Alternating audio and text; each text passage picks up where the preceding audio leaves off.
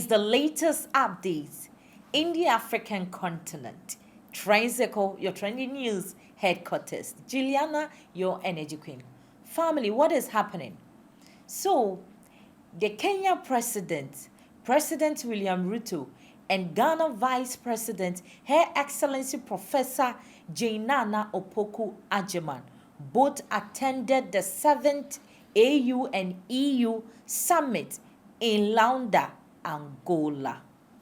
So, the Kenya President, William Ruto, uses the summit to push for a stronger African reforms and effective African Union in the summit, urging or calling for the support from the European Union to support African reforms. Let us embrace digitalization as the great equalizer of our time. Africa is not waiting for technology to arrive. It is inventing its own. From Kigali through Nairobi to Lagos, digital entrepreneurs are reshaping finance, agriculture, and education. A case of M-Pesa from Kenya is such. Europe brings regulatory experience, infrastructure, and ethics. Africa brings creativity, youth, and markets together.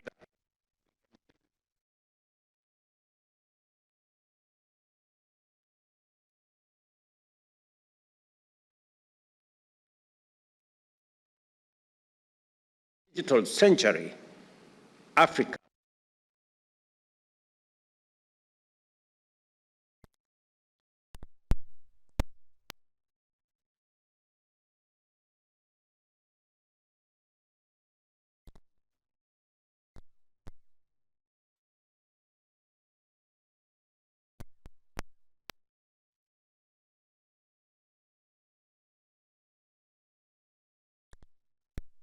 Their people relies on taxpayers making their fair contribution to pay for the delivery of quality public goods and services, which are essential for meeting the human rights obligations of states. Addressing these problems, including the implementation of asset return and recovery based on existing mechanisms, requires to be strengthened further. We look forward to an intergovernmental platform within the United Nations to address the problem as envisioned by the need to promote inclusive and effective international tax cooperation at that level. The implementation of the United Nations Agenda 2030 for Sustainable Development and the African Union's Agenda 2063 hinges on Africa's ability to mobilize sufficient and timely financial resources. The recently released Africa Economic Outlook 2024 by the Africa Development Bank estimates that the continent needs close to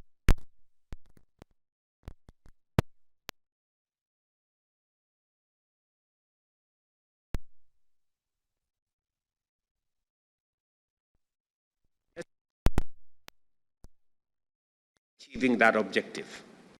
Domestic resource mobilization is a secure source of finance.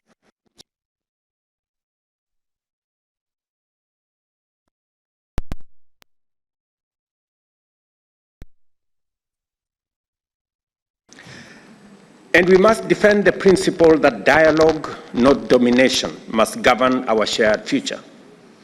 Let us be the voices that say to the world, cooperation is not weakness, and solidarity is not naivety.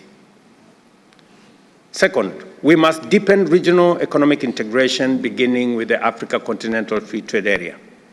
This is the largest economic integration project since the creation of the European Union itself. A single market of 1.4 billion Africans offers immense opportunities not only to us, but also for our partners in Europe. Europe should see ACFTA not as competition, but as collaboration. As African nations trade more with each other, they will also trade more and better with Europe. We welcome European investments that add value on African soil, that build industries, not dependencies. Ghana Vice President, Her Excellency Professor, in the other hand, also highlighted the Africans' priorities, such as fair trade, economic growth, job creation, immigration, and all that. The President of Angola, Your Excellency Lorenzo, esteemed heads of governments and states, the chairperson of the African Union Commission, the President of the European Council, Excellencies, distinguished delegates, ladies and gentlemen, I bring you warm greetings from His Excellency President John Dramani Mahama and the people of Ghana. We congratulate the people of Angola on the occasion of 50 years of independence. We also acknowledge the kind welcome extended to all of us, along with the AU Commission, to the 7th AU-EU Summit. Distinguished ladies and gentlemen, since the landmark Cairo Summit in 2000, Africa and Europe have striven for mutual respect, values, and prosperity. At our 6th summit in 2022, our heads of state reaffirmed the need for a more balanced and purposeful partnership. That vision must continue to guide us. Our collaboration has faced the defining challenges of our age and shown that when we act together, we make genuine progress. The African peace and security architecture remains one of our most important achievements. It has helped to prevent and resolve conflicts through African-led operations. Across our continent, climate shocks are deepening vulnerability. Geopolitical tensions and piracy compound humanitarian crisis. The human toll is severe, and the time for gradual steps has passed.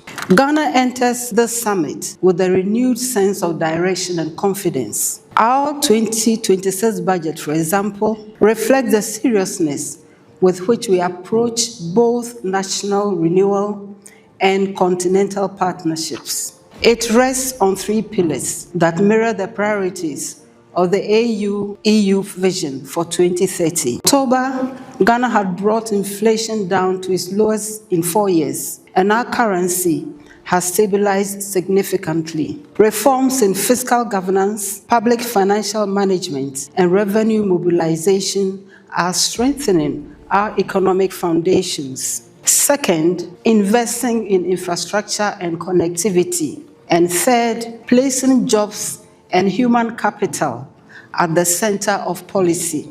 This renewed stability positions Ghana to engage our partners with confidence and to contribute meaningfully to Africa's transformation agenda. Ghana therefore urges stronger and sustained support, financial, technical, and logistical, for APSA, the African Governance Architecture, and our regional economic communities. Strengthening them is the surest way to achieve the aspirations of the AU's peace and security protocol. Ghana's other priorities include an EU waiver on offshore patrols, changing the essential parts of the Pond Hydro Dam, and support for the Damongo water facility. Let this summit confirm why our partnership endures. Let us be guided by the wisdom of the late Kofi Annan, who reminded us, quote, "We will not enjoy development without security. We will not enjoy security without development. And we will not enjoy either without respect for human rights," unquote. Our task, therefore, is to build a partnership that turns that truth into action, securing peace by expanding opportunity and advancing development by ensuring stability. I thank you for your kind attention.